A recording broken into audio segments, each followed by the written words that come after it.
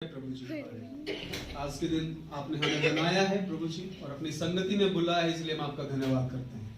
हे पिता, हम यहाँ पर हैं कि तेरे आत्मा के द्वारा, तेरे वचनों के द्वारा हम कुछ सीख सके और प्रभु जी उन्हें अपने जीवन में लागू कर सके और परमेश्वर हम तेरे समान, यीशु के समान बनने पाए। प्रभु जी, हमारी प्रार्थना है, हमारी बुद्धि, हमारी समझ को खोलिए और प्रभु जी जो कुछ आपने हमें दिया है उसका इस्तेमाल आप अपनी महिमा और अपनी सेवा के लिए कीजिए। प्रभु जी, हर एक रुकावट की आत्मा यहाँ से दूर होने पाए, हर एक बुरे विचार की आत्मा यहाँ से दूर होने पाए और परमेश्वर हम तेरे अनुग्रह और तेरे आशीषों में आगे बढ़ते चले जाएं। परमेश्वर, हम अपने आप को तेरे हाथ में सौंप देना चाहते हैं। सब बातें तेरी महिमा को लेकर आए, प्रभु यीशु के नाम से मांगते हैं, आमीन। Hallelujah, hallelujah. ओके, कितनों के पास में बाइबल नहीं है? जिसे चाहिए मुझे बताना, मैंने एक पेटी मंगा ली है बाइबल की। आइए मेरे साथ निकालिए उत्पत्ति अध्याय 26। यहां से हम आज पढ़ेंगे परमेश्वर किस प्रकार से अपने लोगों के जीवन में आशीषों को देना चाहता है और प्रभु कैसे उन लोगों के जीवन में कार्य करता है। Hallelujah, hallelujah. हम सब जानते हैं कि बाइबल का परमेश्वर लोगों को आशीषें प्रदान करता है। हम सब जानते हैं कि बाइबल का परमेश्वर लोगों को प्रतिज्ञाएं देते हैं। हम जानते हैं कि बाइबल का परमेश्वर अपने लोगों को संभालते हैं और गिरे हुओं को उठाते हैं। Hallelujah, hallelujah.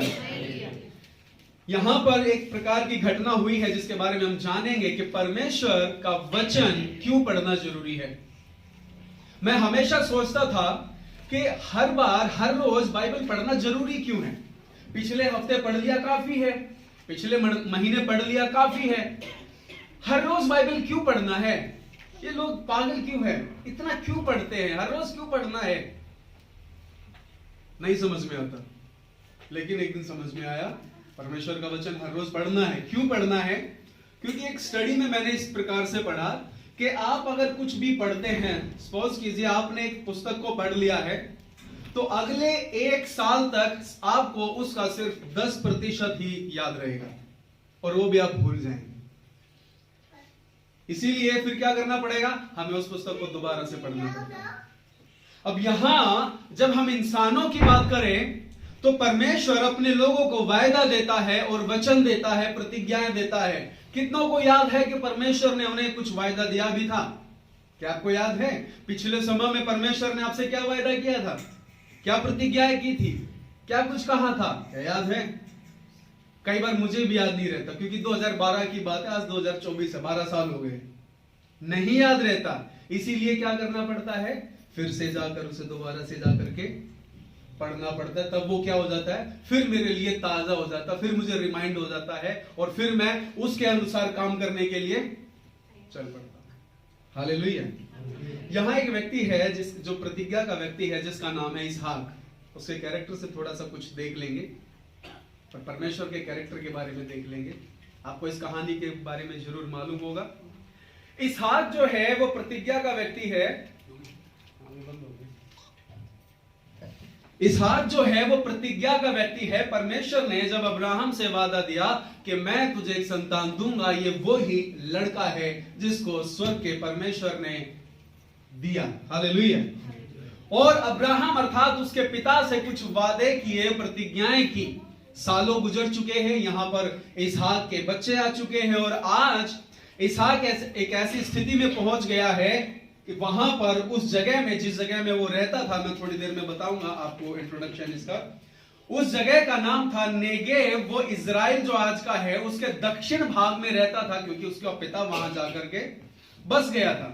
अब हुआ क्या है कि उस जगह में क्या पड़ा है, अकाल आया है। अकाल हमें दर्शाता है कि वहां पर चीजों की कमी है, भूखमरी है, पानी नहीं है, खाना नहीं है, सिर्फ इंसानों के लिए नहीं, जानवरों के लिए भी।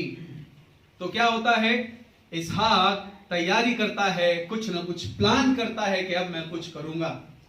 तो इसहाक कुछ प्लानिंग में ही था, कुछ करने ही वाला था। उससे पहले कि वो कुछ करता, वह गरार में गया और फलिश्तियों के राजा अबीमेलेक से मिला। अब वहां परमेश्वर ने उसे देख लिया कि कहीं ये भी अपने पिता के जैसा ना कर दे, क्योंकि अब्राहम के समय में भी अकाल आया और अब्राहम ने क्या किया, मिस्र को चला गया, क्योंकि मिस्र में चीजों की भरपूरी थी। परमेश्वर ने कहा कि इसहाक, तू जहां पर है वहीं रुक जा, मैं यहीं पर तुझे आशीष करूंगा, यहीं पर तेरे वंश को बढ़ाऊंगा, और यहीं तू यहां पर बहुत सी जातियों का पिता बनने पाएगा, और मैं तुझे बहुत ही आशीषित करूंगा। हालेलुया। ये बात परमेश्वर ने बोली, परमेश्वर ने रिमाइंड कराया, उसको याद दिलाया कि ऐसी ही प्रतिज्ञा मैंने तेरे पिता से भी की थी, और उसको मैंने पूरा भी किया था, और आज मैं फिर से उस बात को तुझे यहां पर दोहरा रहा हूं। तो इसहाक ने क्या किया? वचन 6 में इस प्रकार से लिखा है, इसहाक गरार में रह गया। हालेलुया। उसने परमेश्वर की इस बात को मान लिया। ठीक है प्रभु, मेरे सामने समस्या है, मेरे सामने बहुत ही विकट परिस्थिति है, सिर्फ मैं नहीं, मेरे लोग और मेरे जानवर जो मेरे साथ में है उनके जीवन की बात है, वो मर जाएंगे, लेकिन प्रभु तू कहता है तो मैं यहीं पर रुक जाता हूं। तो वो गरार में रुक गया। मेरे प्रिय, ये परमेश्वर है, ये अपने वायदों को पूरा करने वाला परमेश्वर है। हालेलुया। परमेश्वर अपने लोगों के विश्वास और उनके उठाए हुए उस कदम को जो है सम्मान और इज्जत देता है। सेम वही काम परमेश्वर ने इसहाक के जीवन में भी किया। वचन 12 जब हम पढ़ते हैं तो वहां पर लिखा है, फिर इसहाक ने उस देश में जोता बोया और उसी वर्ष में 100 गुना फल पाया। हालेलुया। ये स्वर्ग का परमेश्वर है जो ऐसी जगह में, आप जब इजराइल के मैप को स्टडी करेंगे तो आप पाएंगे कि ये जो दक्षिण का देश है, नेगेव और जो गरार है, जो जगह है, वो उतनी उपजाऊ जगह नहीं है, और उन दिनों में तो अकाल पड़ा है। लेकिन स्वर्ग का परमेश्वर जब एक वादा करता है तो उस वादे को पूरा भी करना जानता है। हालेलुया। उस स्वर्ग के परमेश्वर ने उस इसहाक के जीवन में, जिसने उसके वचन को मान लिया और अपना लिया, उसने उसके जीवन में उस वायदे को पूरा किया, और वो चमत्कार का कार्य किया कि अकाल की जगह में, कि जहां पानी की घटी है उस जगह में परमेश्वर ने 100 गुना फल इसहाक को दिया। हालेलुया। आगे भी आप पढ़ लो, ऐसा लिखा है, और यहोवा ने उसको आशीष दी और वह बढ़ा और उसकी उन्नति होती चली गई, यहां तक कि वह अति महान पुरुष हो गया, और उसके भेड़ बकरी, गाय बैल और बहुत से दास दासियां हुए। हालेलुया। ये परमेश्वर की ओर से दिया जाने वाला प्रोविजन है और उसका प्रबंध है जो वो अपने लोगों के लिए करता है। उस जमाने में परमेश्वर अपने लोगों के लिए प्रबंध करता था, और आज के समय में भी परमेश्वर इस योग्य है और विश्वास के योग्य है कि हम उस पर भरोसा कर सके कि वो हमारे जीवन का प्रबंध अच्छी रीति से करना जानता है। हालेलुया। लेकिन सिर्फ बात इतनी ही नहीं थी। जब परमेश्वर ने उसको आशीष दी, जिस जगह में कुछ नहीं था, जब परमेश्वर ने वहां उसे सब कुछ दिया, जब वो फले फूले, जब वो बढ़ने लगे, उसके जानवर बढ़ने लगे, उसका परिवार बढ़ने लगा, अर्थात जब उसको आशीषें मिलने लगी, तो वहां पर क्या आया?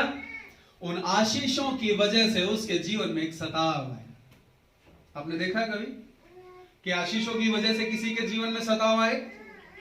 हम देखते हैं जब हम परमेश्वर में किसी को लेकर के आते हैं, किसी की आत्मा को बचाने की कोशिश करते हैं, किसी को सुसमाचार सुनाने की कोशिश करते हैं, तो हमारे जीवन में सताव आता है। जब हम अच्छा जीवन जीना शुरू करते हैं तो सताव आता है। लेकिन यहां इस व्यक्ति के जीवन में आशीषों को प्राप्त करने के बाद सताव आ गया। बताओ क्या मानसिक स्थिति होगी उसकी।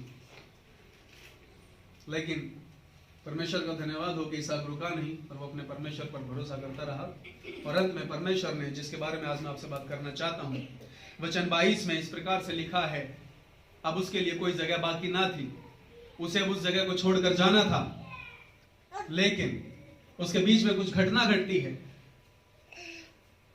वहां के राजा ने आकर के बोला कि तुझको इस जगह को छोड़ना होगा। वहां के लोगों ने उनके रिसोर्सेज को बंद कर दिया, यानी कि उन कुओं को बंद कर दिया जहां से वो पानी को प्राप्त करते थे। उनके जीवन के साधनों को बंद कर दिया। एक जगह खुदवाया, दूसरी जगह खुदवाया, बंद करते आ रहे थे। लेकिन इसहाक के जीवन समाज कुछ देखेंगे और जानेंगे कि परमेश्वर आज हमें क्या बताना चाहता है। और अंत में जब उसे वो जगह मिली जहां पर परमेश्वर उसे लेकर जाना चाहता था, तो उसने उस जगह का नाम रहोबोत रखा। क्या नाम रखा? रहोबोत, इंग्लिश में बोलेंगे तो ओपन स्पेस, चौड़ा स्थान, खुली जगह। हालेलुया। और वचन 22 में कहता है कि अब तो यहोवा ने हमारे लिए बहुत स्थान दिया है और हम इस देश में फूले और फलेंगे। हालेलुया। मेरे प्रियो, परमेश्वर अपने लोगों के जीवन में रहोबोत देना चाहता है। हर एक के जीवन में वो रहोबोत देना चाहता है। परमेश्वर ने हमारे लिए दिया है, मेरे लिए दिया है, आपके लिए दे करके रखा है, इसहाक के लिए दे करके रखा था। उससे वादा किया था कि मैं तुझे बढ़ाऊंगा, मैं तेरे वंश को यहां पर आशीष करूंगा। इसहाक, मिस्र में मत जाना, जहां पर सारी चीजों की भरपूरी है, जहां पर सब कुछ दिखाई देता है, वहां पर मत जाना, परंतु जहां मैं कहूंगा वहीं पर रुकना, क्योंकि मैं तेरा परमेश्वर हूं, क्योंकि मैं तेरे पिता का परमेश्वर हूं। हालेलुया। परमेश्वर जानता है कि हमारी जरूरतें क्या हैं। वो हमको रहोबोत में लेकर जाना चाहता है। अपने पड़ोसी से कहिए, रहोबोत में जाने के लिए तैयार हो जाइए।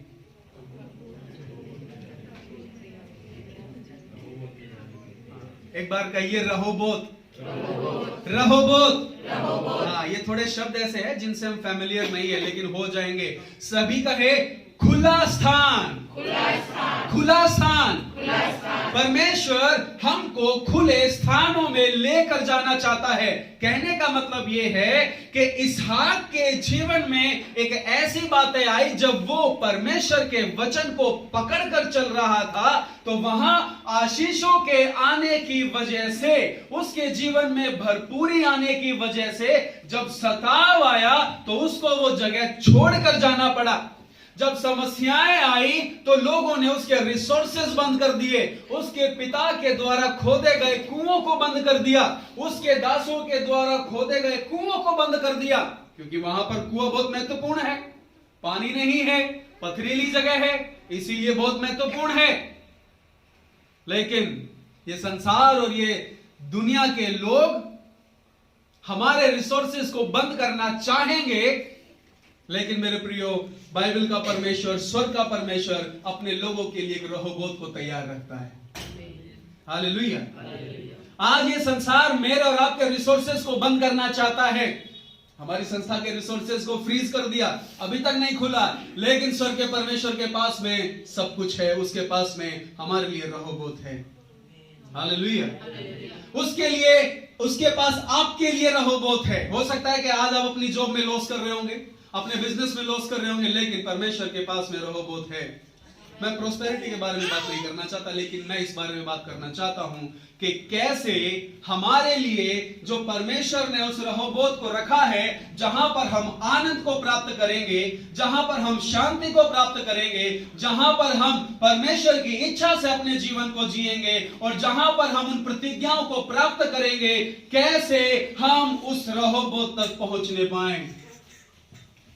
हम पहुंचना चाहते हैं, हम पहुंचना चाहते हैं उस खुले स्थान में, जहां किसी के साथ कोई झगड़ा नहीं है, जहां विवाद नहीं है, जहां समस्याएं नहीं हैं, लेकिन अभी तक हम पहुंच नहीं पाए हैं।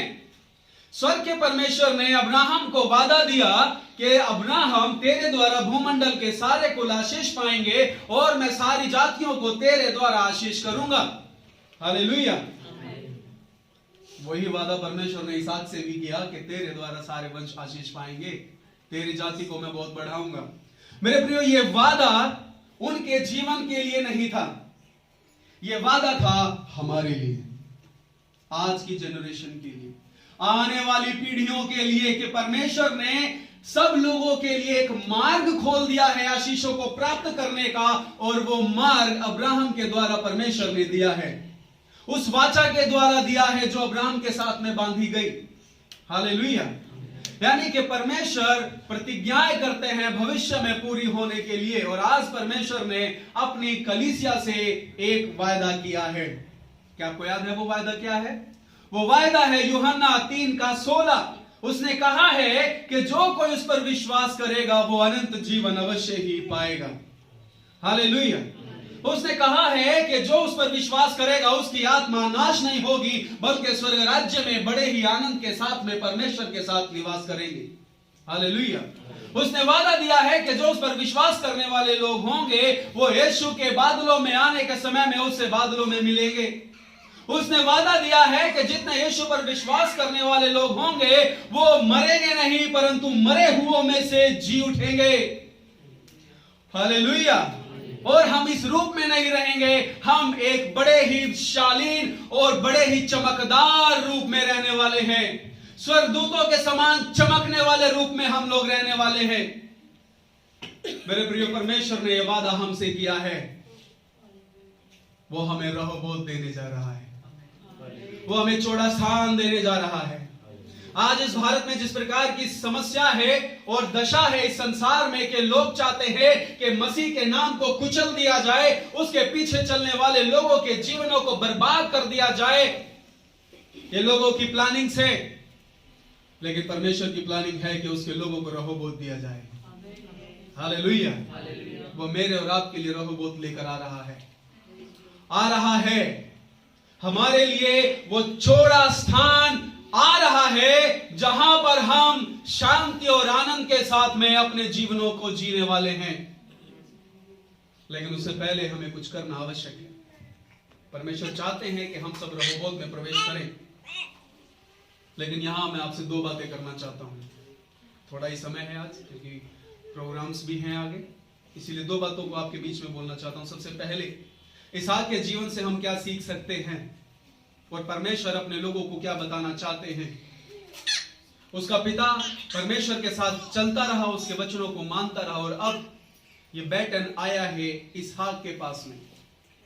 इसीलिए परमेश्वर यहां पर चाहते हैं कि जितने लोग प्रभु के पीछे चलते हैं वो लोग परमेश्वर केंद्रित होकर अपना जीवन जिए।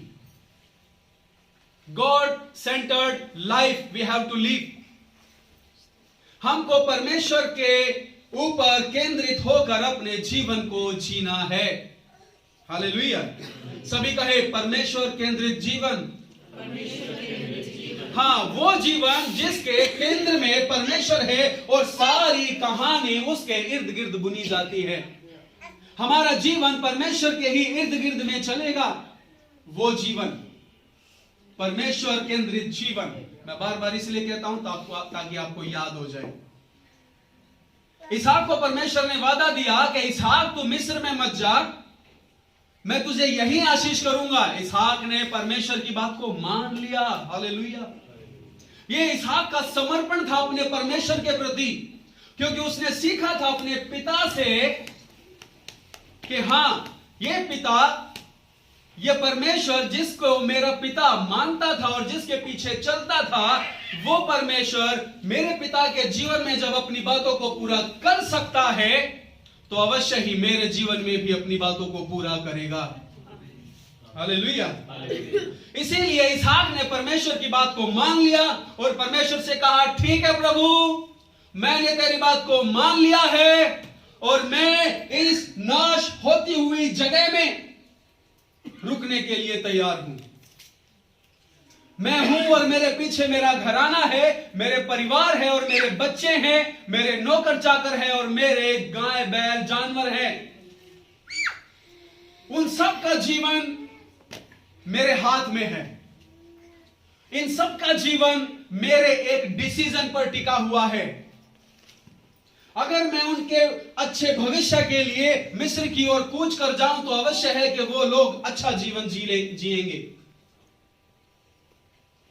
लेकिन अगर मैं यहां रुक जाऊं और अगर वो भूख से मर जाएं तो ये डिसीजन भी मेरा ही होगा। लेकिन उसने मिस्र की उन चीजों को बेहतर नहीं माना। मिस्र में पाए जाने वाले उन खाद्य पदार्थों को उसने अच्छा नहीं माना। इसहाक ने परमेश्वर के वायदे को सबसे उत्तम माना। हालेलुया।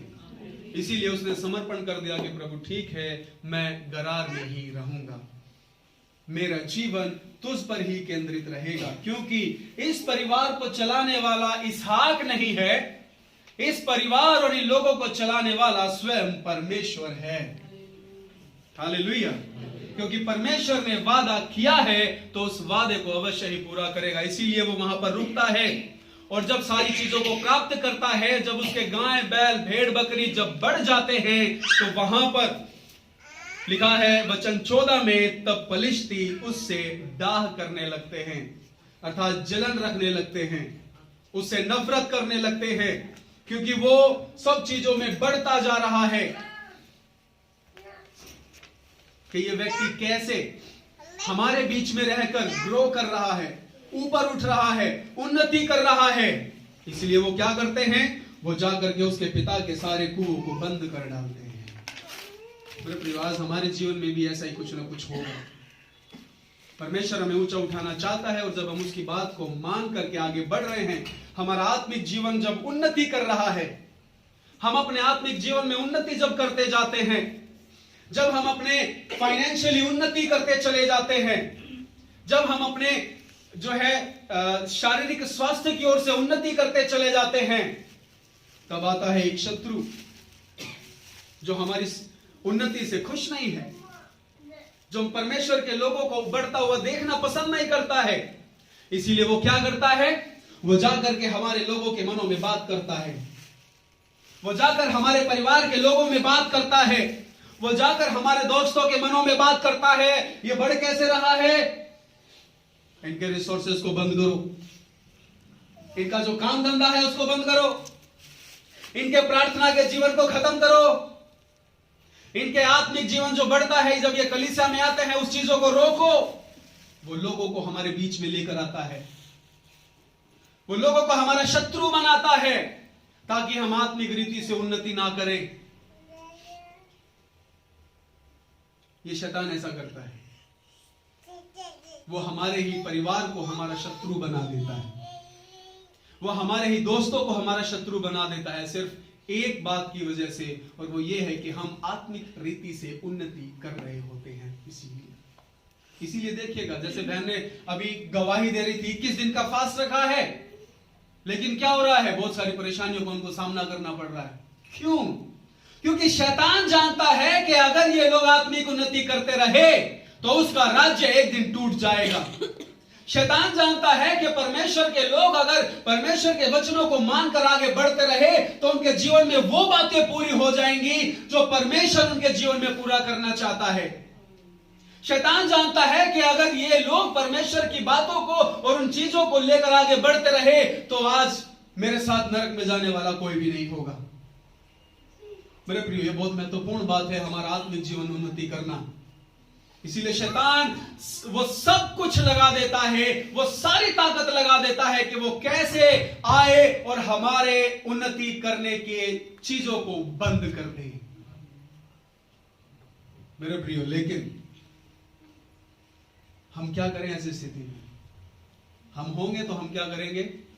हम उस समय पर सेल्फ सेंटर्ड होंगे, हम अपने आप पर भरोसा रखेंगे, तो हम गिरने पाएंगे, गिर जाएंगे। क्योंकि परमेश्वर के वचन में इस प्रकार से लिखा है कि जहां पर ज्ञान की बहुतायत होती है वहां पर घमंड आ जाता है और गिरने का कारण हो जाता है। परमेश्वर नहीं चाहते कि हम लोग गिरे, इसीलिए वो चाहते हैं कि हम उसके ऊपर में केंद्रित हो जाएं, और वो यहां पर हमें यही बताता है।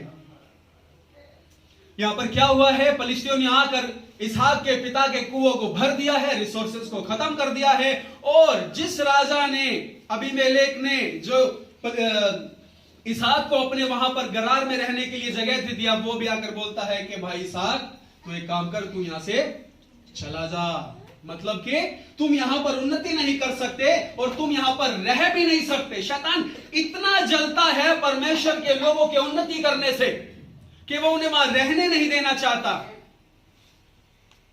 समझ लीजिए, आप जब आप बाइबल पढ़ते हैं, जब आप प्रार्थना करते हैं, जब आप आत्मिक रीति से आगे बढ़ रहे होते हैं, अपना इनिशिएटिव लेके परमेश्वर की सेवा कर रहे होते हैं, जब आप आत्माओं को बचा रहे होते हैं, जब आप अपने आप को बुराइयों से निकाल रहे होते हैं, उस समय पर एक है जो डरता है कि कहीं आप आत्मिक रीति से उन्नति ना प्राप्त कर लो, और वो आपके पीछे अपनी सेनाओं को लगा देता है।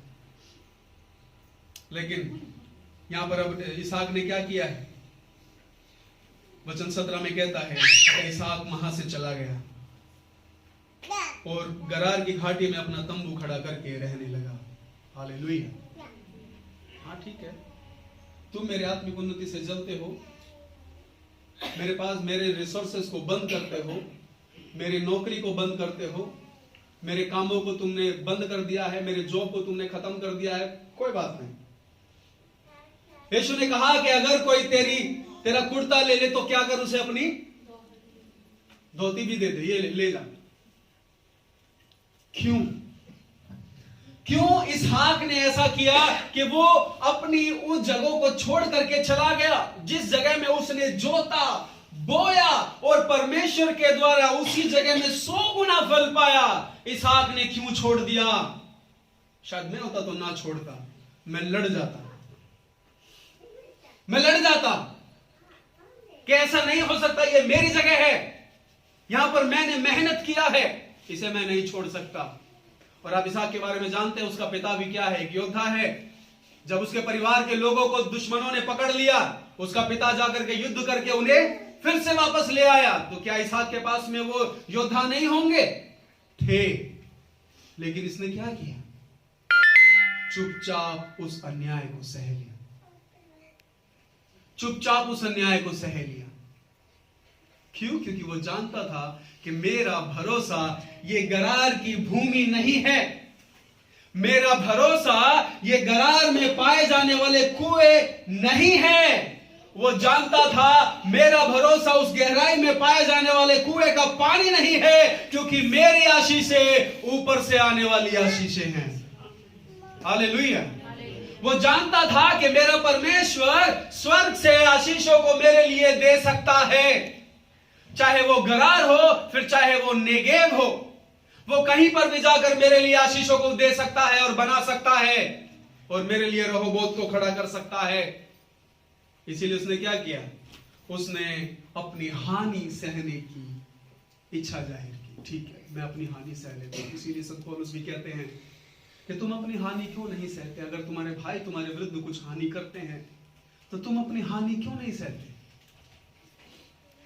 तुम अपना नुकसान क्यों नहीं सहते? तुम भाइयों में लड़ाई और मुकदमे क्यों है?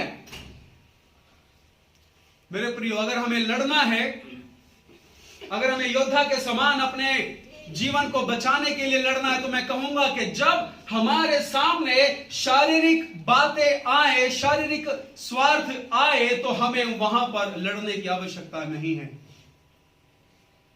क्योंकि हमारे लिए परमेश्वर उन चीजों को पूरा करेगा और इंतजाम करेगा। लेकिन जिस समय बात आए मेरे आत्मिक जीवन की, मेरे आत्मिक उन्नति की और मेरे परमेश्वर के साथ में संबंध की, तो फिर वहां पर कोई भी बात आए, हमारे लिए लड़ना आवश्यक है, हमारे लिए और भी ज्यादा उन चीजों को करना आवश्यक है, क्योंकि हमारा शत्रु लहू और मांस नहीं है, हमारा शत्रु वो आत्मिक सेनाएं हैं जो ऊपर में है। हालेलुया। कैसे हम प्राप्त करेंगे अपना रहोबोत? जब हम गॉड सेंटर्ड लाइफ को जिएंगे, इसहाक के समान शारीरिक बातों पर ध्यान नहीं दे करके आत्मिक बातों पर ध्यान देते हुए जब हम चलते जाएंगे, जब हमारी लाइफ में आत्मिक बातें महत्वपूर्ण रहेंगी, तब हम गॉड सेंट्रिक लाइफ जी पाएंगे, परमेश्वर केंद्रित जीवन को जी पाएंगे। लेकिन आज हम सिर्फ अपने ही व्यक्तिगत स्वार्थ को पूरा करने की कोशिश करते हैं। आज हम अपने हाथों से ही अपने रहोबोत को बनाने की कोशिश करते हैं। आज हम अपने हाथों से ही अपने एक दायरे को बनाने की कोशिश करते हैं और उस दायरे में हम किसी को आने देना पसंद भी नहीं करते हैं। हमारे लिए बड़ी चैलेंज की बात है, बहुत मुश्किल बात है कि कैसे हम इससे बाहर आए। क्या हम अपना नुकसान सहने के लिए तैयार हैं? हमें नुकसान सहने के लिए तैयार होना है, क्योंकि हमारा नुकसान की भरपाई इस दुनिया से नहीं हो सकती। हमारे नुकसान की भरपाई स्वर्ग का परमेश्वर करता है। हालेलुया। जो अकाल के देश में अगर 100 गुना प्रतिफल दे सकता है, तो वो हमारे जीवन में 1000 गुना प्रतिफल क्यों ना देगा? मेरे प्रियो, हमारे लिए अभी ध्यान देने वाली बात है कि हमारा फोकस किधर है। क्या हमारा फोकस सिर्फ सांसारिक बातों पर है, इस जगह में मिलने वाली चीजों पर है, या मेरा फोकस उस बात पर है जो स्वर्ग का परमेश्वर मुझे देने पर है?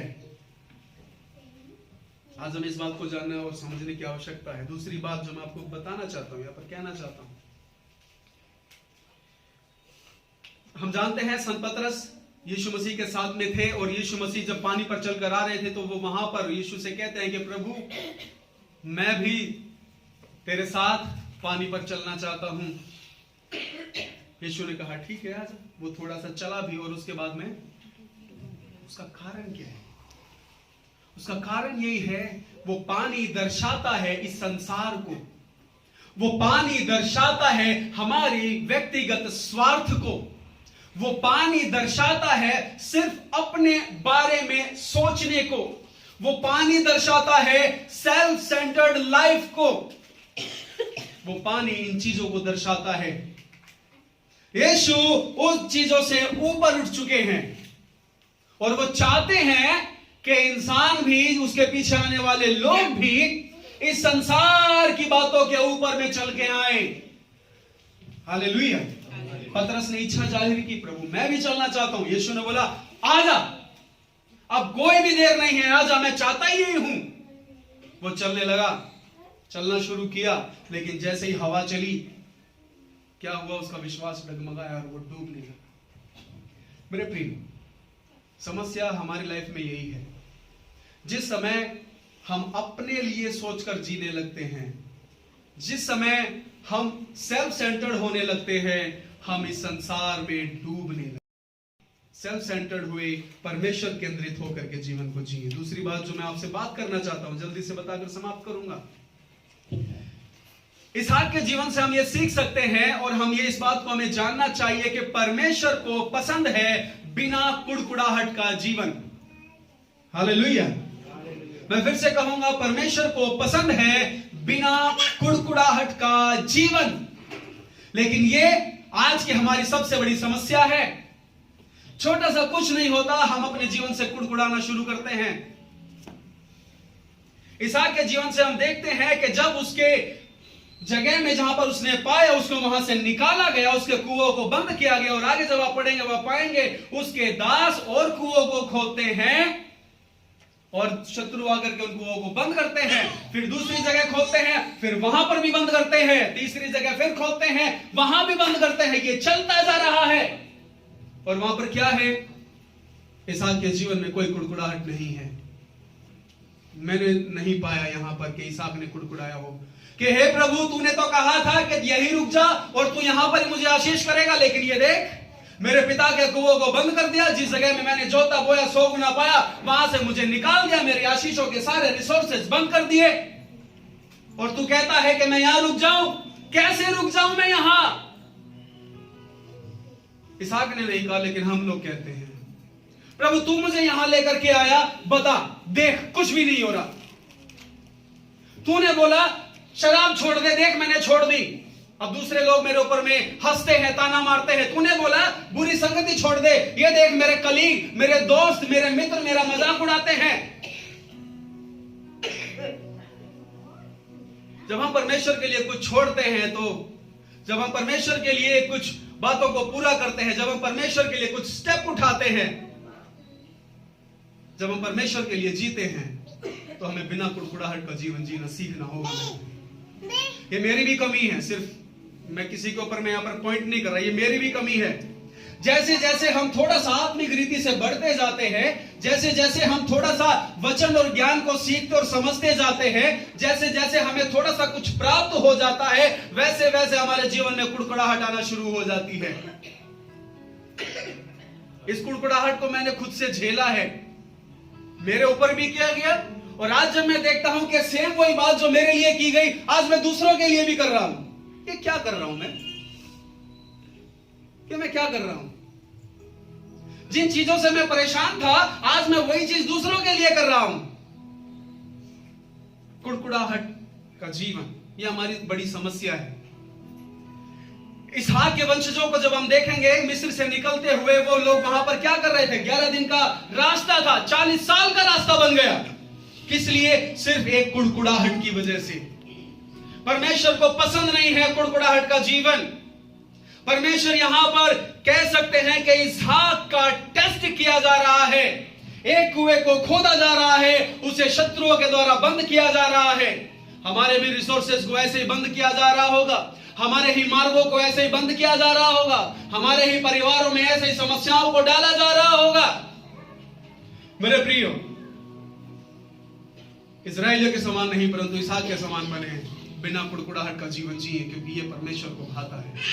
और मैं आपसे कहना चाहता हूं कि जिस समय हम बिना कुड़कुड़ाहट का जीवन जीते हैं, जिस समय हम परमेश्वर को केंद्र में रखकर अपना जीवन जीना शुरू करते हैं, यकीन मानिए स्वर्ग का परमेश्वर हमारे लिए रहोबोत के रास्ते खोल देता है। यकीन मानिए स्वर्ग का परमेश्वर हमारे लिए वो शांति के रास्ते खोल देता है, वो आनंद के रास्ते को खोल देता है, और वो भरपूरी के रास्ते को खोल देता है, जिन्हें कोई फिर से चुराने का नहीं है। हालेलुया। हमारे लिए महत्वपूर्ण है कि हम परमेश्वर को केंद्र में रखकर अपने जीवन को जिए और बिना कुड़कुड़ाहट के अपने जीवन को जिए। जिस समय परमेश्वर ने इस बात को देखा कि इसहाक ने इन बातों को प्राप्त कर लिया है, उसने उस रहोबोत नाम के कुएं को ढूंढ लिया है, और अब उसे वो चौड़ा स्थान मिल गया है, और अब ये लोग वहां पर फूलेंगे फलेंगे, ऐसा इसहाक ने कहा। तो परमेश्वर उसे फिर से याद दिलाते हैं वचन 24 में, और उसी दिन यहोवा ने रात को उसे दर्शन देकर कहा, मैं तेरे पिता अब्राहम का परमेश्वर हूं, मत डर, क्योंकि मैं तेरे साथ हूं और अपने दास अब्राहम के कारण तुझे आशीष दूंगा और तेरा वंश बढ़ाऊंगा। हालेलुया।